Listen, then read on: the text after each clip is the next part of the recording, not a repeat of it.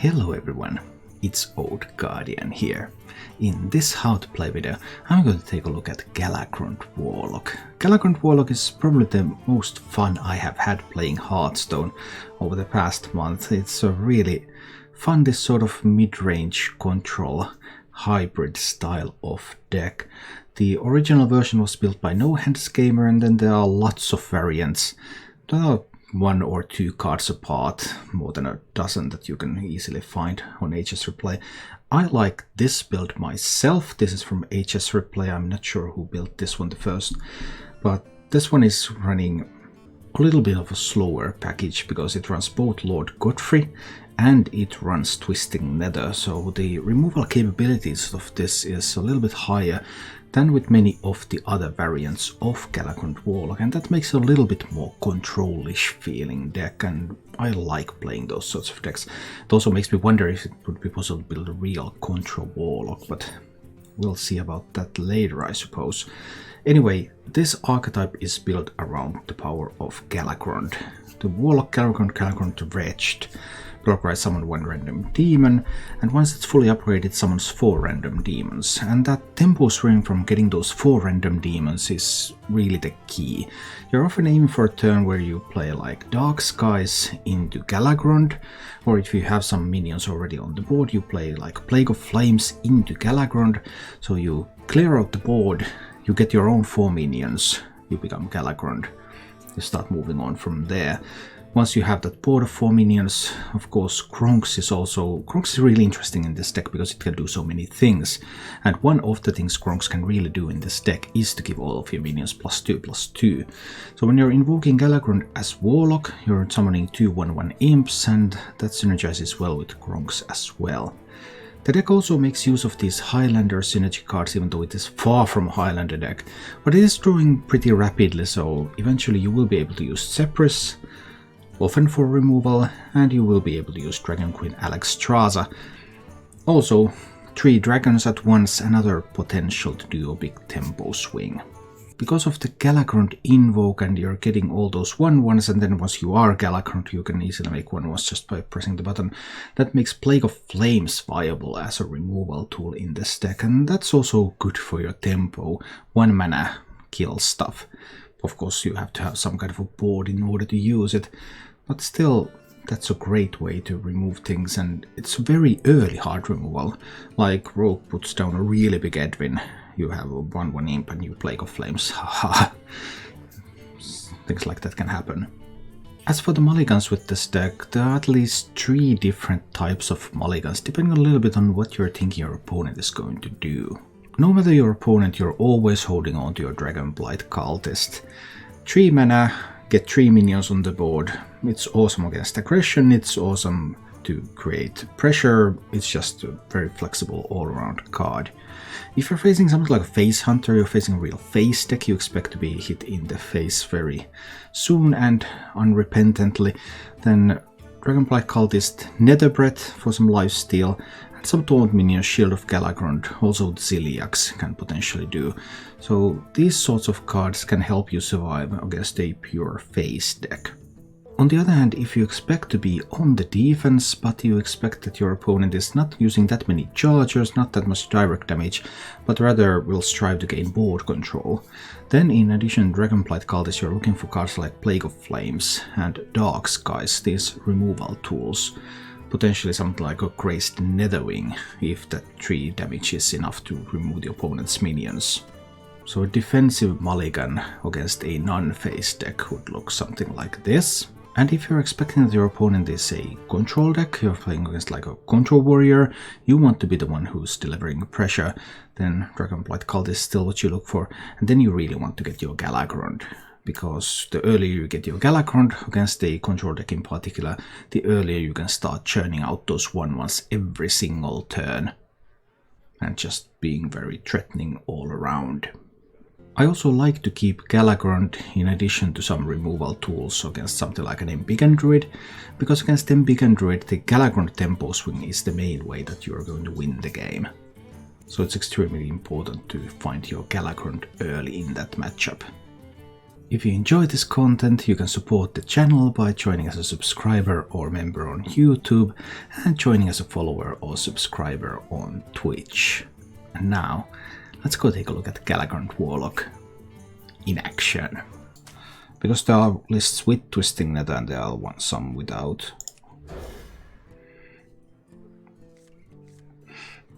In general, Twisting Nether isn't a very strong card, but in this archetype I mean. But maybe with more Impic and Druids it's slightly better. Hard to say.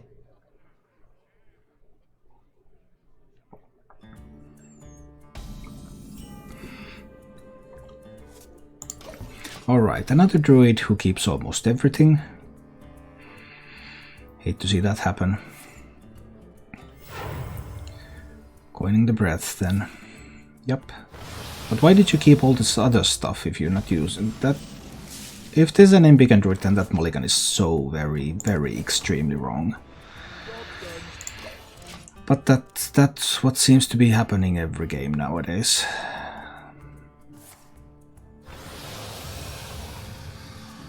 I mean, there's only 3 cards that you keep in the Mulligan. Well, that Breath of Dreams is one of them, but still.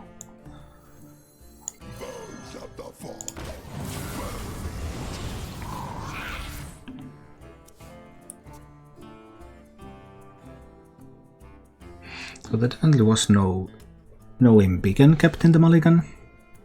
But Embiggen, the side quest and Breath of Dreams are the only 3 cards that you keep.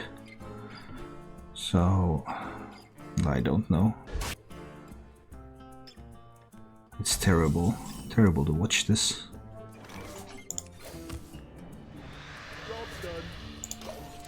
I mean, he can still win. Winning or losing is... There's some correlation between making the right moves and winning or losing, but the correlation is only small in Hearthstone. It's still terrible to watch.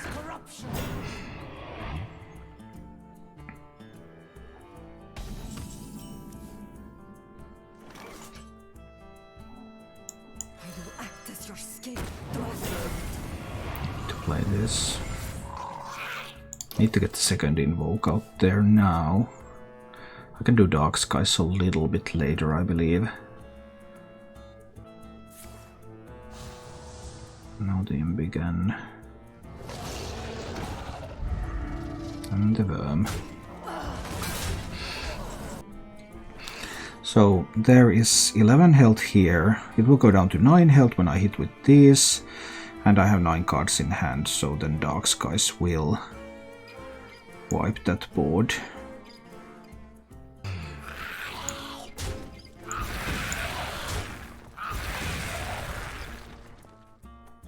I need to tap though, because I have nothing else that I can play right now.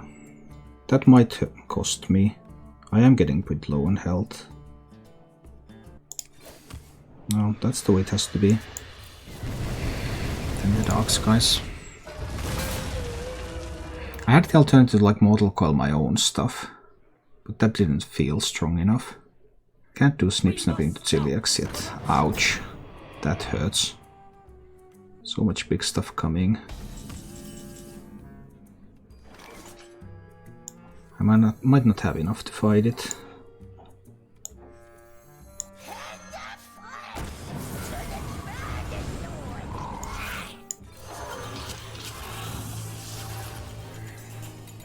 I need to do something like this, but I think I'm losing. Sad. Because there's Leroy Swipe. Leroy Swipe would be lethal already.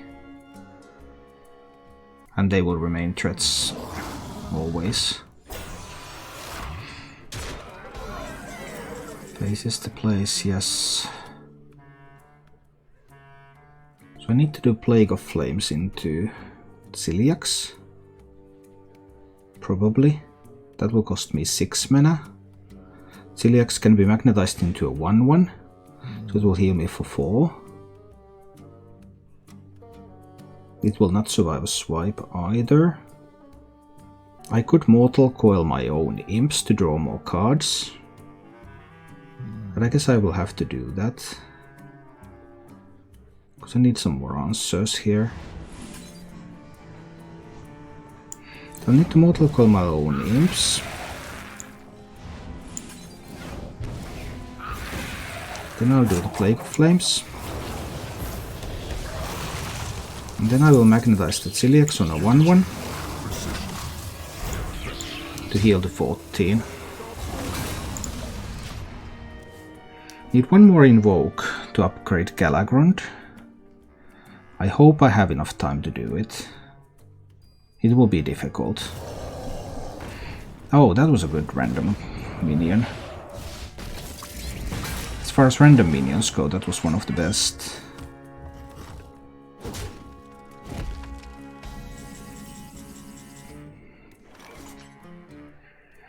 I have enough time to do the Invoke.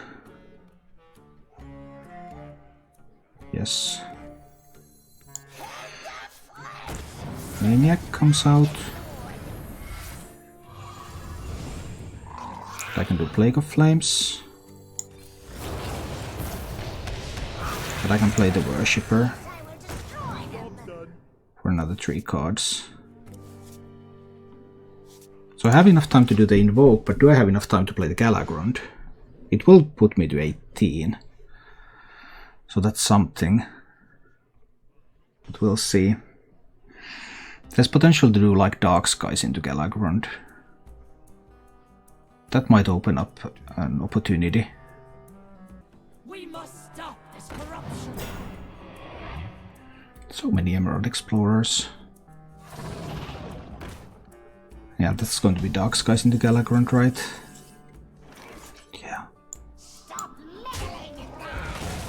Definitely Dark Skies into Galakrond. Alright, let's get those 4 random demons. Are they good? They're pretty good. Druid can have a bunch of rush minions though. I've only seen the evasive worm. There's like, he could have a couple of Surgers. Well, only one Surger can be played if they're embiggened. So we're about to find out about that. Kronks can also buff my minions by +2/+2. If some of them survive this turn, then it could be like Hero Power Gronks. Was this the swing? Now an embiggened... None of the embiggened rushes can be played.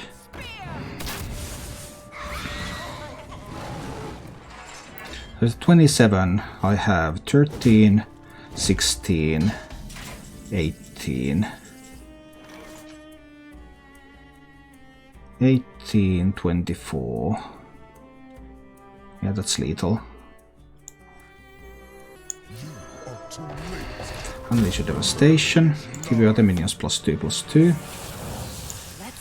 And these other minions are going to their face. And that's a win. Maybe I can still try with this hand.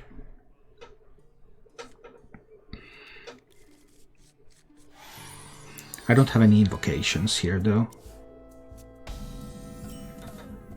But they will come. The opponent mulliganed all the cards.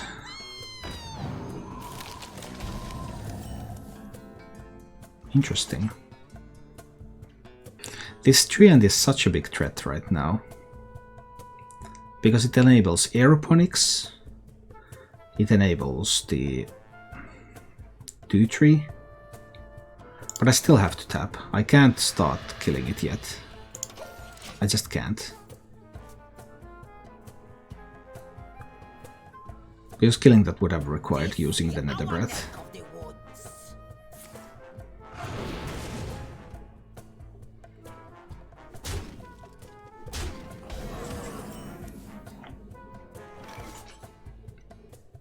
Is this a Dark Skies? Yeah, I think this is a Dark Skies. Kill the treant. We got rid of the first buff, but there's plenty more where that came from. Ouch! That in particular is painful.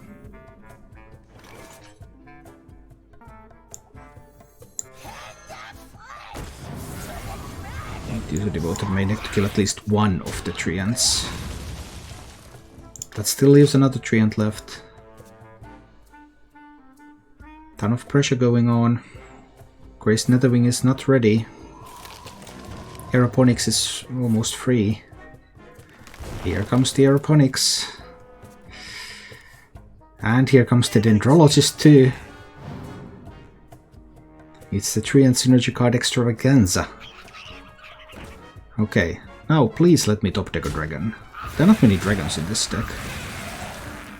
Thank you, deck. Thank you. Talk to your deck. Sometimes it listens.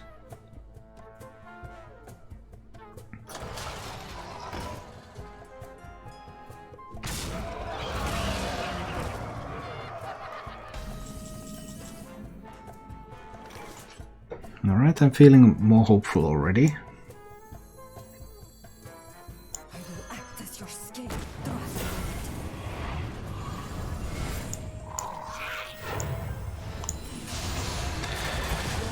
Okay, we have a chance, but of course Token Druid depends on how many more boards the Token Druid is able to generate. With enough boards, the Token Druid can really get things done.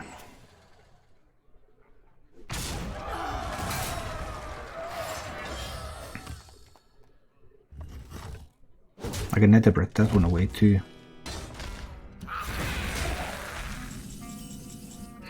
And I can also draw some cards. What's there not to like?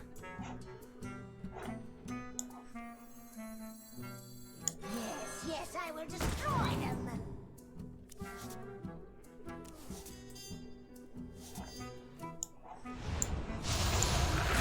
Kill that, I guess. There could be a Forest Sage coming. That one card has been there since the beginning. It could well be a Forest Sage.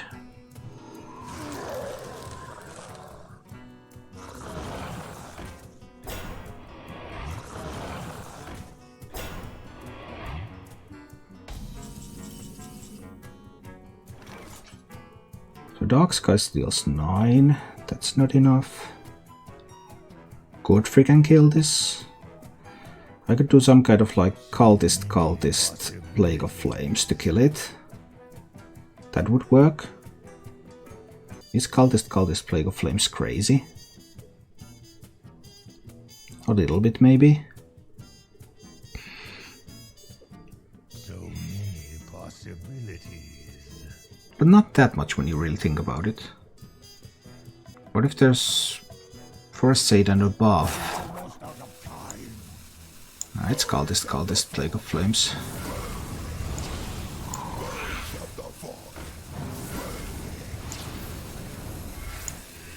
Here we go. We'll do it like this. That got rid of the first part of Forest Sage and the Floop. And then Anubisat.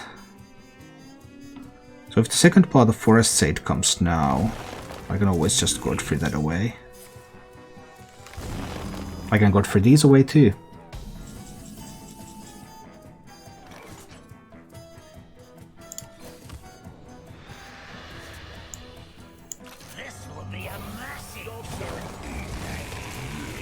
Oh look, that would be the Lord Godfrey. Okay, so there's the Forest Sage. It's coming now, right?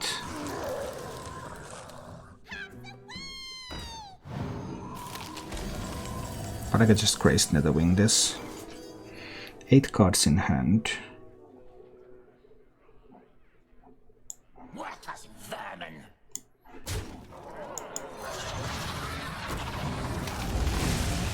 And the Worshipper too.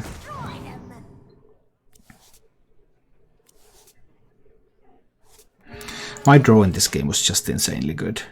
I really feel sorry for playing a game like this. This draw was beyond insane.